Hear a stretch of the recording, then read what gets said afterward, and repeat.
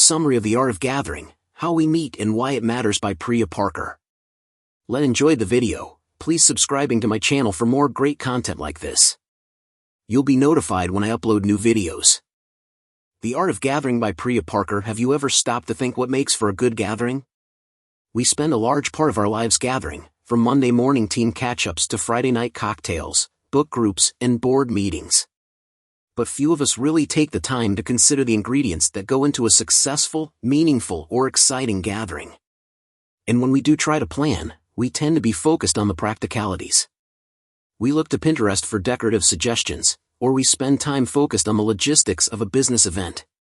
Rarely do we stop to think about the deeper purpose that lies behind our gathering, get under the skin of how people connect with one another, and consider how to design gatherings in a way that encourages better human connections. Keyword 3 sentences. We need to be more intentional when organizing gatherings, starting first with what is the purpose of the gatherings, who should be invited. Don't be a chill host. Set pop rules for the event, even mentioning it on the invitation. Have a proper opening and closing. Don't open with logistics or end with thank yous.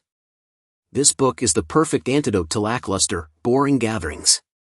If you've ever felt that your dinner party lost a little energy during dessert, or that your corporate strategy meetings could be more focused, here you can find out how to pep things up. In this summary of The Art of Gathering by Priya Parker, you'll learn why crossing people off the invite list can sometimes be the key to a successful gathering, why not letting guests pour themselves a drink might be the key to a fun party, and how you can end a gathering magically. The Art of Gathering. Key idea number 1. Gatherings are important to the human experience, but often wouldn't give them much thought.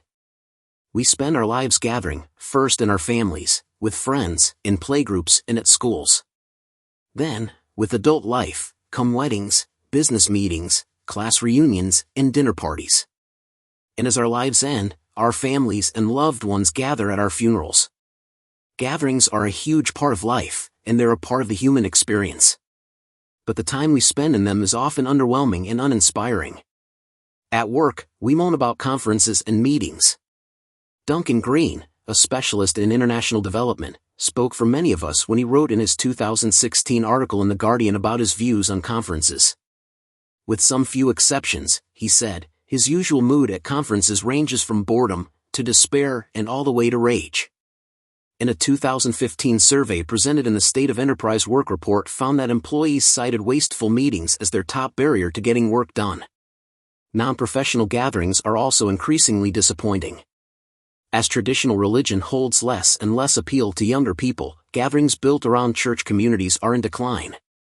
But we also don't even seem to be particularly happy with the time we are spending with friends. A 2013 study into the state of friendship in America found that 75% of people were dissatisfied with their platonic relationships. Given this state of affairs, you might think more people would take the time to think about how to change things. But instead, we keep taking the same approach. It's rare to go to a conference, or a drinks party, and find that the event organizers have given serious thought to how guests will connect with each other and get something meaningful from the gathering. That's perhaps because when we do seek out advice for hosting, we tend to focus on the mechanics. What is fundamentally a human challenge, how to bring people together in a way that is meaningful, interesting, or thought-provoking, becomes a logistical one. We focus on PowerPoints, AV equipment, table decorations, and menu choices, more than we think about people and human connection. But the good news is there are steps you can follow to ensure that your gatherings really work. And anyone can follow them. You don't need to be an extrovert or have a fancy house or location for hosting your event. The Art of Gathering. Key idea number 2, committing to a clear purpose for your gathering is the first step to making it great. Have you ever stopped to think about why you gather in the way that you do, through events such as quarterly board meetings, lectures, and charity fundraising galas? If you did, you might come to find that too many of our gatherings follow ritualized formats, rather than being built around a clear purpose. That's why we spend so much of our working lives in meetings. Never mind that a quick email exchange could be more effective than a weekly catch-up meeting. That's the way things have always been done, so the ritual continues. The same is true in our social lives, as the author came to find when she was pregnant. Her friends wanted to throw her a baby shower. As baby showers are associated with their own sets of rituals, neither the organizers nor the author herself really stopped to think about its purpose, until the author talked to her husband. It turned out that he too wanted to be involved, despite tradition suggesting that baby showers are for women only.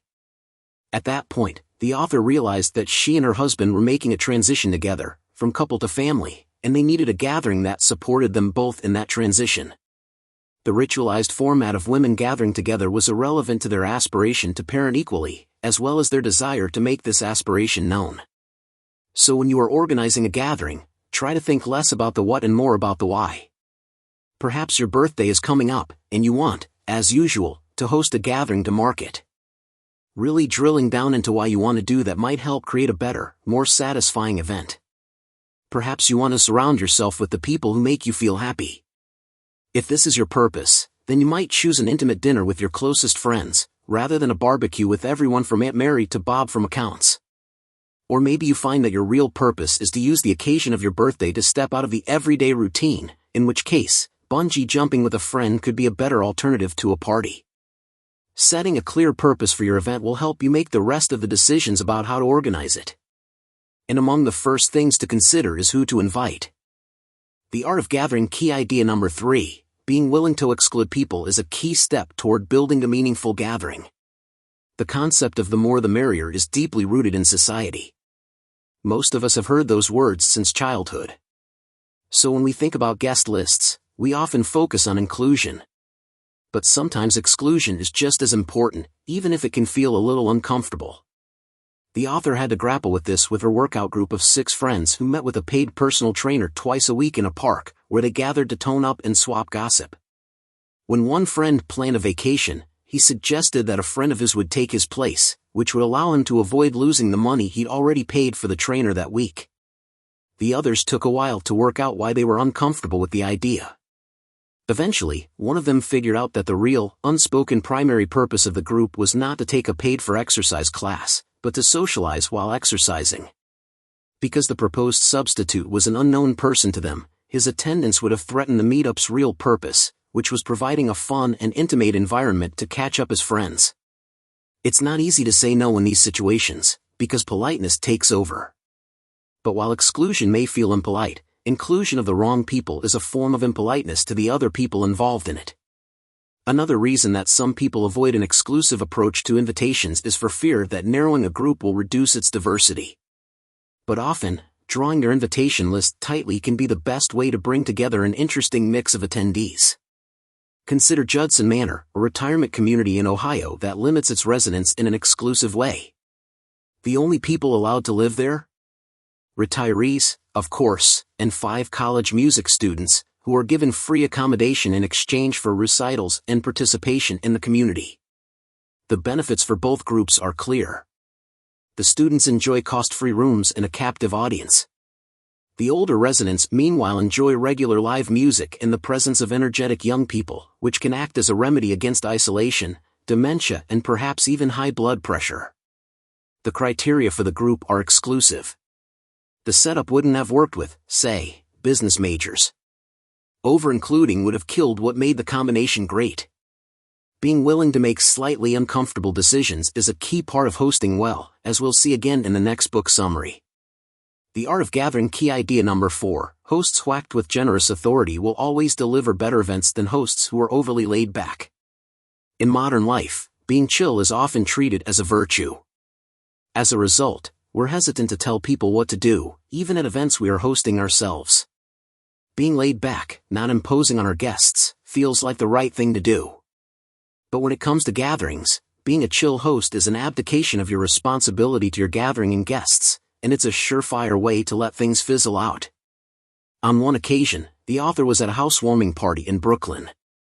After guests had eaten, the party suffered something of a lull, with guests unsure where the party was going and whether they should just leave. The author suggested to the hosts that they initiate a game of werewolf, a dynamic group game that could bring the guests together and inject some much-needed energy into the evening. But the host was skeptical about whether all guests would enjoy it, and she wasn't willing to exercise her power as host to get them on board. Doing nothing was an easier option. The moment passed, and the party soon broke up. Rather than following a hands-off approach to hosting, it's better to embrace generous authority. That means running events with authority, but selflessly, in the interests of your guests. The author once facilitated a conference, the purpose of which was to bring together people involved in rearing cattle and selling grass-fed beef. The author knew that a key way to get the 120 attendees, who mostly didn't know each other, to think of themselves as a group would be to connect with as many new people as possible. So she decided that after each speech, every attendee would get up and move to another table. The organizers and attendees were reluctant. It seemed like an imposition. And guests grumbled, initially. But by the end of the day, the mood was different. Guests told the author that they had appreciated making surprising connections with new people and not just talking with the friends they'd sat down next to at 9 a.m. The author had exercised generous authority, acting on behalf of the guests' real interests, rather than their desire for comfort. So remember, while it may seem counterintuitive, exercising authority can really be the best way to get people to enjoy themselves and obtain value from a gathering. Now let's take a look at another aspect of authority: rules. The Art of Gathering key idea number 5, having explicit rules for your events can be surprisingly liberating. Rules have a bad reputation. We associate them with school, overbearing parents, boredom, and rigidity. But that reputation is unfair, because if you get them right, rules can unleash experimentation, playfulness, and truly meaningful gatherings. A great example of how rules can enhance, rather than restrict, comes from the Latitude Society, a secretive networking organization that hosted underground, invitation-only gatherings in San Francisco, before it disbanded in 2015. The Society's rules were designed to encourage bonding and belonging. For example, attendees weren't allowed to pour themselves a drink, meaning they would have to ask someone else to pour it for them. This simple rule forced people to interact, but in a playful, easygoing way. This helped them overcome the slight awkwardness associated with approaching someone new and striking up a conversation. Rules, then, can help make things different. They can take us out of our everyday way of doing things. That's particularly important today, when technology can be so dominant in our lives. Anyone hosting a gathering of any kind today has to deal with the fact that being distracted by technology is a reality of modern life. A Deloitte study has shown that people check their phones an average of 150 times a day. How do you ensure that 50 of those aren't happening at your gathering? How do you ensure that your attendees are truly present? The author and her husband created a weekend event for their friends called I Am Here Days, which were based around exploring a new neighborhood of New York. The group would meet, walk many blocks, talk to locals, and share their experiences of living in the city. When the gathering grew larger, they set out some rules, one of which was that no technology was allowed. The rules came to not only be accepted by those who joined, but valued. Why? Because they forced a sense of presence that is rare in modern-day, tech-addled, distraction-filled New York. As comedian Baratunde Thurston, a participant in I'm Here Days, has said, smartphones mean we all carry with us the ability to be anywhere. As a result, making the active choice to do just one thing in a day, with a set of people, and to focus on that and on being present, feels significant and meaningful. In a world that gives us almost indefinite choices, enforcing focus on just one thing is really an act of liberation. The Art of Gathering key idea number 6, priming your guests well and honoring them on arrival will help get your gathering off to a great start. Now you've got a clear purpose for your gathering, you know who to invite, and you know how to host. How can you kick things off in just the right way? Firstly, recognize that people will form impressions about what to expect from your event before it's even started. So prime them with the right expectations. Priming can be a simple business, and it may just mean making a small request of your guests. Michel Laprise, a director at Cirque du Soleil, wanted to host a pre-Christmas gathering for colleagues after a long, tiring tour. The day before, he fired off a quick message to all his guests, asking them to send photographs of 2 happy occasions they'd had in the year past. The process of searching through their photos led his guests to expect a celebratory evening. So when they arrived to find a Christmas tree decorated with their photos of scuba diving trips, babies, and post-show selfies, the mood was set perfectly for a joyous evening. Laprise's Christmas tree points to another great way to start a gathering, making your guests feel welcome and honored to be there. The author once had a teacher, Sugataru Chaudhuri, who on the first day of class, recorded attendance in an incredible way. Instead of reading through and checking off the list of 70 students' names, he paced the room. One by one, he held eye contact with the students, pointed at them and stated their full name. Roy Chaudhary and his students had never met before. He'd taken the entire class attendance from memory, presumably having studied photos and names for hours. The students were mesmerized and immediately felt both honored and excited to be in his class. So think about how you can honor your guests as they arrive. This could be as simple as beautifully decorating the table before a friend comes over for what they think is a casual lunch. Or perhaps you can think of a way to introduce your dinner guests not by their occupation or other banal facts, but with a story that expresses something unique about them. That kind of meaningful introduction is also a great way to encourage authenticity. And as we'll see now, that's not always easy to achieve. The Art of Gathering key idea number 7, it's possible to design your gatherings so that they encourage people to bring out their authentic selves. Too often, we try to present our best selves, rather than our real selves to the world. On social media, we show off a glossy, idealized spin on our real lives. At business conferences, we talk of our achievements and successes, rarely dwelling on our vulnerabilities. But all too often this leads to dull, impersonal conversations. So how can you get your guests to reveal their whole, authentic selves? When the author was asked to facilitate a World Economic Forum dinner for CEOs and other high flyers, she came up with a theme and format that would avoid dry exchanges of professional boasting. As her theme, she chose the idea of the good life. And to encourage guests to speak up, she asked them all, at some point in the evening, to stand up and give a toast to the good life, and to start their toast by telling a personal story from their own lives. This, she figured, would stop the guests droning on about their achievements and force them to get real. The result? A dinner focused on real human emotion. One guest talked of her work in disaster relief, becoming emotional about her experiences. Another shared the dying words of her mother, who said she spent 90% of her time worrying about things that didn't matter and told her daughter not to do the same. This prompted another guest to reveal something she had never shared with anyone before, that every morning, she does what she calls a death meditation, when she reflects on everything she would leave behind if she died, while savoring her gratitude for being alive. As the evening went on, stories were shared, many of them never told before, and tears were shed. Thus, this group of people, used to interacting on the basis of their job titles and CVs, engaged with each other with a raw honesty. So how can you bring this authenticity to your own gatherings? Firstly, ask for stories. People intuitively know that an interesting story is about vulnerability, risk, and emotion. You can't tell an interesting story about how successful you are. Secondly, reveal yourself. One of the reasons the author's dinner was such a success was because she made a raw, honest toast herself, recounting how she got her first period and how her mother reacted with joy and celebration. It was, she told the group, a time when she felt that she was seen and that she mattered, as a result of her mother's reaction. If you want your guests to share something personal, you have to be prepared to expose yourself first. Take the lead, and others will follow. The Art of Gathering key idea number 8, too many events fizzle out rather than ending with a bang, but there are simple ways to end gatherings well.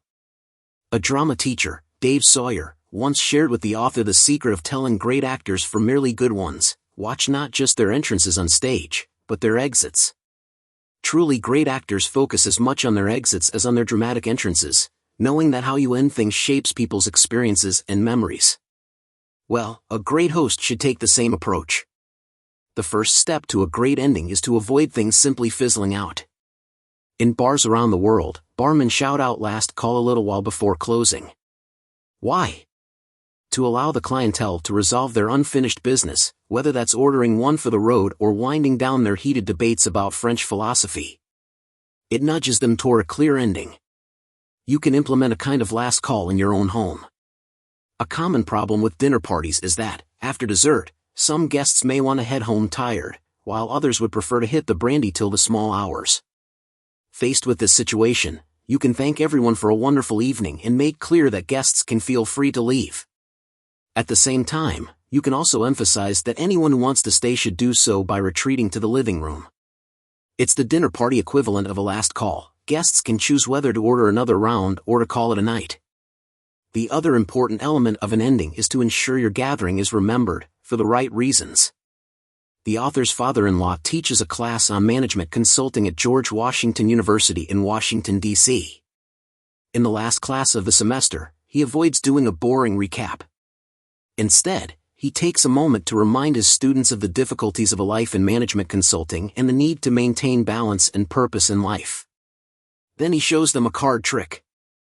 It looks like magic, he tells them, but really it's just a technique. And he tells the students that he hopes that they can master the techniques that he has taught them, until it looks and feels like magic. It's an ending that ensures that his gathering is remembered for purposeful reasons, long after it has drifted into the past. If we left all of our gatherings in such a way, wouldn't life be a richer experience? The key message in this book summary: the gatherings in our lives are too often lackluster and lacking in purpose. But it doesn't have to be this way. When we break out of the rituals and routines that surround our gatherings, embrace the generous authority of being a host, set some rules and encourage people to be their authentic selves, it's simple to hold gatherings that are meaningful and memorable. Actionable advice: think carefully about your location. The best gathering locations are ones that inspire and embody the true purpose of your gathering. So think carefully about where to do things, and break out of your normal spaces. For instance, you could consider hosting a college reunion in a cemetery, to remind your old classmates that they should get on with fulfilling the dreams and ideals of their youth. Or if you are organizing a sales training, you could get your colleagues to spend a day with a subway busker, connecting them with the purest form of their work. Thinking about location creatively and with a focus on your gathering's purpose will help generate fresh and memorable ideas. Top 3 quotes. Gatherings that please everyone occur, but they rarely thrill. Gatherings that are willing to be alienating, which is different from being alienating, have a better chance to dazzle. How do you do this? How do you arrive at a something worth gathering about? What are the ingredients for a sharp, bold, meaningful gathering purpose? Specificity is a crucial ingredient. The more focused and particular a gathering is, the more narrowly it frames itself and the more passion it arouses. Behind the ethic of chill hosting lies a simple fallacy. Hosts assume that leaving guests alone means that the guests will be left alone, when in fact they will be left to one another. Many hosts I work with seem to imagine that by refusing to exert any power in their gathering, they create a power-free gathering. What they fail to realize is that this pulling back, far from purging a gathering of power, creates a vacuum that others can fill. Those others are likely to exercise power in a manner inconsistent with your gathering's purpose, and exercise it over people who signed up to be at the host's, mercy, but definitely didn't sign up to be at the mercy of your drunk uncle. Describing our classmates at Harvard when we spoke of our pasts, we often spun like flax on Capitol Hill. The up and down facts of our lives were smoothed into ascending narratives, our accomplishments were humble bragged, and our personal brands were promoted. The end.